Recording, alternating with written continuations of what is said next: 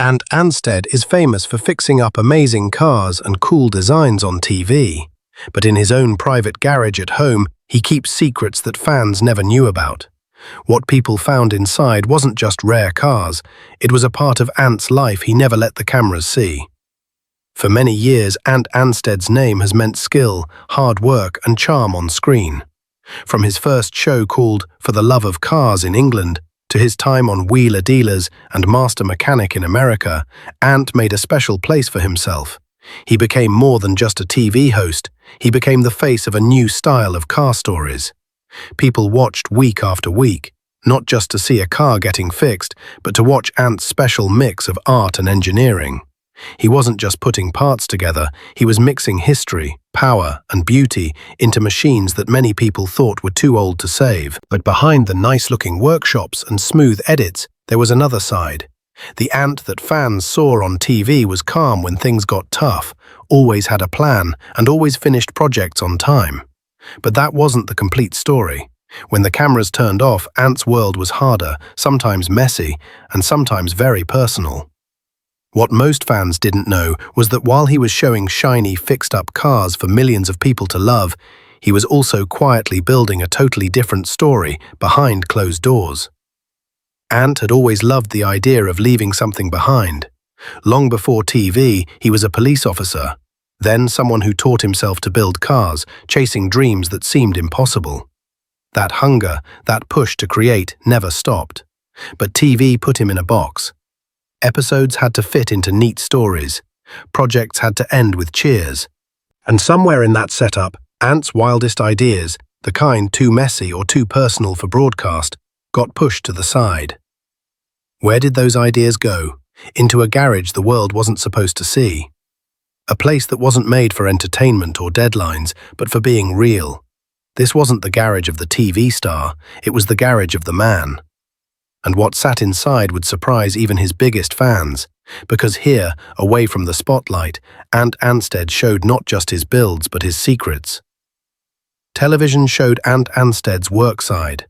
The clean workshops, the shiny fixed-up cars, the happy handshakes when a project was done. But when cameras stopped filming, Ant went back to a totally different kind of place. His private garage was nothing like the fancy sets fans got used to. Here, the walls weren't covered with company signs or perfect clean benches. They were covered in chalk notes, measurements written right on the walls, and tool racks built from whatever spare wood Ant had around. The floors showed signs of real work, oil stains that wouldn't come out, welding burns where sparks had hit the concrete, even footprints frozen in dust, where projects had been left alone for months. This wasn't a place made to impress TV producers or advertisers. It was a living thing, part safe place, part science lab. A half-built frame might sit next to a workbench covered with drawings. In one corner, an engine taken completely apart waited quietly for its future. In another corner, whole body panels leaned against walls like forgotten artwork. To outsiders, it might have looked messy, even careless. But for Ant, there was order hidden in the chaos. Each tool had its story, each unfinished piece had its reason. Visitors who walked inside for the first time often felt a chill, not from being cold, but from the weight of history in the air.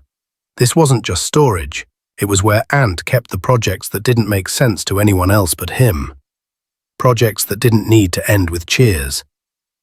Ideas that could breathe, fail, and start over without fear of being judged. His private garage wasn't about deadlines or sponsors, it was about truth. And the more you looked, the clearer it became. Ant's biggest secrets weren't hidden on television, they were buried here. But what exactly had he hidden away? The first thing anyone noticed in Ant's private garage was the huge number of unfinished cars. Unlike the neatly finished stories of TV episodes, here sat cars in mid-sentence. Projects stopped for who knows how long. An old Aston Martin, its engine lifted out and left beside it, whispered of a dream that never got completed. A stripped-down Jaguar E-Type sat collecting dust, its beautiful lines now just bones, its promise frozen in time. And in the corner, even rarer finds, one-of-a-kind prototypes Ant once suggested to producers as possible features, stood untouched. their fates sealed by a quiet no from behind a desk in some TV office. But these weren't failures, they were bookmarks in Ant's journey. Each abandoned car carried with it a reason, a story. Some had been too big, needing resources beyond what he had at the time. Others were too personal, their emotional weight making them impossible to turn into just another episode, and some were victims of timing, left behind when TV schedules demanded quicker, cleaner builds for audiences who wanted satisfaction, not struggle. The sight was haunting. For every shiny restoration Ant showed to millions, there was another hidden away, incomplete, waiting. A car that could have been iconic, a design that could have changed his reputation. Fans only ever saw the wins, but this garage showed the truth. Ant's life was filled with projects that carried untold stories, cars that showed missed chances, private struggles, or simply roads not taken. It made you wonder if these forgotten projects were never meant for the cameras, then who were they meant for? Were they experiments? Were they lessons? Or were they silent reminders of the moments Ant never wanted to share? And if these were left to collect dust, what else was waiting in the shadows of the secret garage? Among the dust and silence, one section of Ant's garage stood out right away. A row of old British police cars fixed up with amazing detail. Blue lights still wired, sirens still working, radios restored to look just like they did back then. It was like a time capsule of 1970s and 80s law enforcement had been frozen under the same roof as Jaguars and Aston Martins. To most people, the sight was confusing. Why would a famous car builder spend so much energy collecting police cars? The answer was way more personal than fans could have guessed. Long before fame, Ant worked as a police officer in Hartford. That chapter of his life, though rarely talked about on TV, left a mark on him that never went away. The rush, the danger, the friendship with other officers, it all shaped the man who would later face the chaos of TV deadlines and famous life. Fixing up these police cars wasn't about money or looking good. It was about memory. Each one was a piece of his past, a bridge to the uniform he once wore and the person he once was. Walking next to them felt strange, as though the ghosts of his old career stayed in the details. The faint smell of leather interiors, the scratchy fabric of old seats, the sound of a siren echoing off cold walls. These cars weren't museum pieces, they were personal treasures, built not for an audience but for himself. In a way, they spoke louder than any Ferrari or Jaguar could. They told the story of a man torn between two worlds. The disciplined officer who once risked his life for service, and the restless builder who later risked it all for dreams. But there was something else about this collection. Why keep them hidden? Why not show them to fans or museums where their historical and emotional meaning could be appreciated? The answer perhaps was the same reason his garage stayed private at all. Because some stories are too close to the heart to put on display. And if his police cars were tied to his past, what deeper, even more personal secrets might still be waiting just out of sight? Among the piles of tools, half-finished frames, and hidden cars, there was something even more revealing than steel or chrome. Notebooks. Dozens of them stacked carelessly in boxes, left open on benches, even tucked into tool drawers. To the casual eye, they were just work notes, but looking closer told another story. Inside were sketches of car shapes, quick drawings of suspension ideas, handwritten math for torque ratios, even bold marker outlines of body shapes that had never been built. Some of these pages hinted at projects the world would later see on TV. Design clues that showed up years later on Master Mechanic, outlines of builds that eventually amazed audiences. But many others never left the page. They were pure imagination, living only in ink, buried beneath oil stains and smudges of pencil. What made these notebooks powerful wasn't just the engineering. It was the emotion tucked between the lines, notes written in the margins, frustrations about deadlines, quiet reminders to call loved ones, even self-doubt written in hurried shorthand. Ant wasn't just a builder, he was human, and these pages, unfiltered and unpolished, showed the private battles he fought, while the public only saw polished wins. Each book was a time capsule, a record not just of his technical genius, but of his state of mind in moments when the cameras weren't rolling. They proved something his shows could never capture, that behind every perfect restoration was a man pushing himself to the limit. Sometimes inspired, sometimes exhausted, always chasing something greater. But if the notebooks told the story of his ideas, what else lay hidden in the garage that showed the man behind the machines? It wasn't the cars or the tools that surprised visitors the most. It was the boxes tucked between workbenches and covered with dust. They didn't look like much, but when opened, they told stories more powerful than any supercar reveal. Inside were keepsakes, personal letters, photographs, and tokens from a life rarely seen by the public. A faded police badge, still polished enough to reflect light, whispered of Ant's early days in uniform. Family photos captured smiles from years before fame, before stress, before cameras followed him everywhere. Letters, some folded and worn, carried words from friends and family during times of change. Moments of encouragement when his career path seemed uncertain. There were even small trinkets from his children. Drawings, notes, the kinds of things most fathers keep tucked away in drawers at home. But here they sat in the garage, mixed with the smell of oil and steel. These keepsakes told a story television never did. They weren't about horsepower or paint jobs. They were about survival, about the sacrifices Ant had made to chase his dream. The struggles he went through when he wasn't sure if leaving the police force to build cars would ever pay off. And about the cost of fame, the time spent away from family, the pressure to perform, the constant balancing act between personal life and public image. To see these mementos in his private garage was to see a man who used his workspace not just as a shop, but as a memory vault. A place where he could hold on to the people and moments that kept him grounded. But as touching as these reminders were, they also raised a bigger question. If this garage guarded his memories, what other surprises was it protecting under its tarps and shadows? For all the emotional weight of letters and keepsakes, the most jaw-dropping discovery was mechanical. In the far corner of the garage, beneath a heavy weathered tarp, sat a shape that immediately caught attention. It wasn't the outline of an old police car or a forgotten Jaguar. This was sharper, wider, unmistakably aggressive. When the tarp was pulled back, what lay beneath stunned everyone. A rare, high-performance supercar that no fan ever knew Ant owned. Its identity was wrapped in mystery. Some whispered it was a one-off prototype, something Ant had gotten quietly and never registered publicly. Others claimed it was a gift, a car tied to a deal or partnership that fell apart before it could be revealed. But the truth remained hard to find. What was clear, though, was that Ant had deliberately kept it hidden. No episode featured it, no interview mentioned it. For years, it sat silently under its cover, protected by the secrecy of the garage.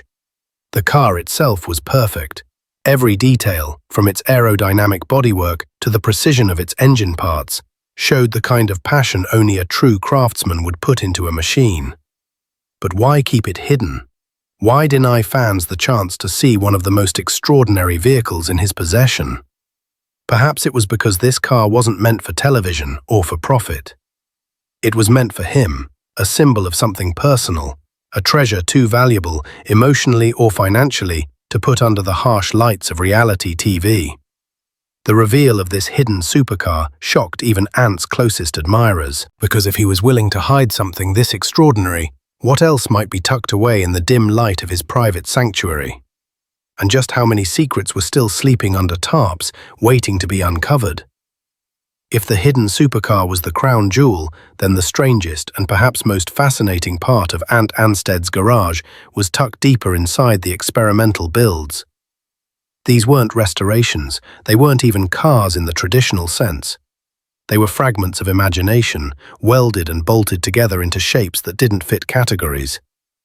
A chassis that seemed too short to be a car, but too long to be a go-kart. A suspension rig attached to a frame with no bodywork at all, almost like a laboratory test bed.